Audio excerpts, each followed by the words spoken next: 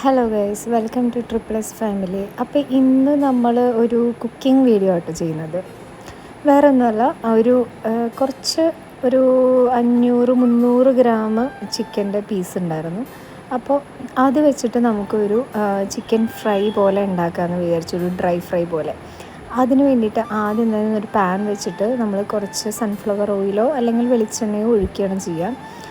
അതിലേക്ക് നമ്മൾ നേരത്തെ നല്ല പീസുകളായിട്ട്, വളരെ ചെറിയ കുനുകുന പീസുകളായിട്ട് അരിഞ്ഞു വെച്ചിരിക്കുന്ന പച്ചമുളകും സവാളയല്ല, ആദ്യം തന്നെ നമ്മൾ പച്ചമുളകും വെളുത്തുള്ളിയും ഇഞ്ചിയും ചെറുതാക്കി അരച്ച് വെച്ചിരിക്കുന്ന അത് നമ്മൾ ഇട്ട് കൊടുക്കുകയാണ് കേട്ടോ. അത് നന്നായിട്ട് നമ്മൾ വഴറ്റി കൊടുക്കുകയാണ് ചെയ്യുക.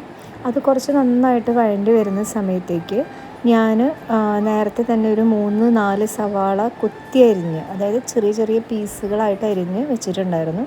ആ സവാളയും കൂടെ അതിലേക്ക് ഇട്ട് കൊടുക്കുക. അത് നന്നായിട്ട് ബ്രൗൺ നിറമാകുന്നത് വരെ നന്നായിട്ട് വഴറ്റിയെടുക്കുക.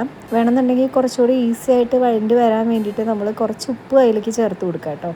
അപ്പോൾ നന്നായിട്ട് വഴണ്ടി കിട്ടും. അടച്ച് വെച്ച് വേവിക്കുകയാണെങ്കിൽ കുറച്ചുകൂടെ പെട്ടെന്ന് വെന്ത് കിട്ടും.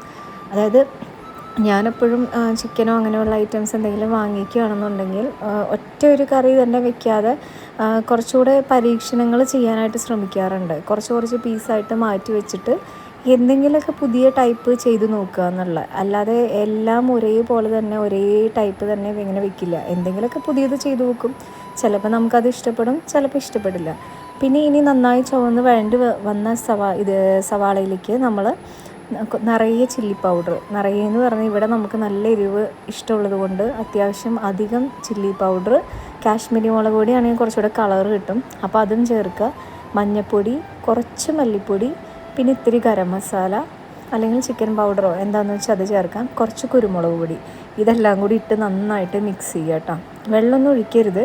ആദ്യം നന്നായിട്ട് അതിൻ്റെ പച്ചമണമൊക്കെ മാറി വരുന്നത് വരെ നന്നായിട്ട് ചെറിയ തീയിൽ നമ്മൾ ചൂടാക്കി എടുക്കുക. പിന്നെ അത് കഴിഞ്ഞ് ഒരു 300-350 ഗ്രാം ചിക്കനാണ് നമ്മുടെ കയ്യിലുള്ളൂ. അപ്പോൾ അത് അതിലേക്ക് ഇട്ട് കൊടുത്ത് നന്നായിട്ട് ഇളക്കുക. എന്നിട്ട് അതിൻ്റെ മേലേക്ക് നമ്മൾ ഒരു പകുതി കഷ്ണം നാരങ്ങ പിഴിഞ്ഞൊഴിക്കുകയാണ് ചെയ്യുക കേട്ടോ. എന്നിട്ട് നന്നായിട്ട് ഇളക്കി കൊടുക്കുക. അപ്പോഴും നമ്മൾ വെള്ളമൊന്നും ഒഴിക്കരുത്. കാര്യം ആ കഴുകി വെച്ചിരിക്കുന്ന ചിക്കനിൽ തന്നെ അത്യാവശ്യം വെള്ളമൊക്കെ ഉണ്ടാവും. അപ്പോൾ അതിലേക്ക് ഓൾറെഡി ഇറങ്ങുന്നുണ്ടായിരിക്കും. ഇനി വേണം എന്നുണ്ടെങ്കിൽ മാത്രം അടിയിൽ പിടിക്കേണ്ട എന്നുള്ള ഒരു ഇത് മാത്രം കുറച്ച് വേണമെങ്കിൽ ഒരു ചെറിയ 2-3 സ്പൂൺ നമുക്ക് വെള്ളം ഒഴിച്ചു കൊടുക്കാം. ആ വെള്ളം ഒഴിക്കുന്നതിന് മുമ്പായിട്ട് നമ്മളിത് നന്നായിട്ട് ഇളക്കിയിട്ട് നാരങ്ങാനീര് ഒഴിച്ചതിന് ശേഷം ടൊമാറ്റോ സോസ് കുറച്ച് മതി, വളരെ കുറച്ച് അതിൻ്റെ മേലേക്ക് ഒഴിക്കുക. എന്നിട്ട് നന്നായിട്ട് ഇളക്കി കൊടുക്കുക കേട്ടോ. അപ്പോഴത്തേക്കും തന്നെ നല്ലൊരു സ്മെല്ലൊക്കെ അവിടെ വന്ന് തുടങ്ങും. ഒരു വെറൈറ്റി ആയിട്ടുള്ളൊരു സ്മെല്ലൊക്കെ വരാൻ തുടങ്ങും കേട്ടോ. എന്നിട്ട് അടച്ച് വെച്ച് വേവിക്കാം.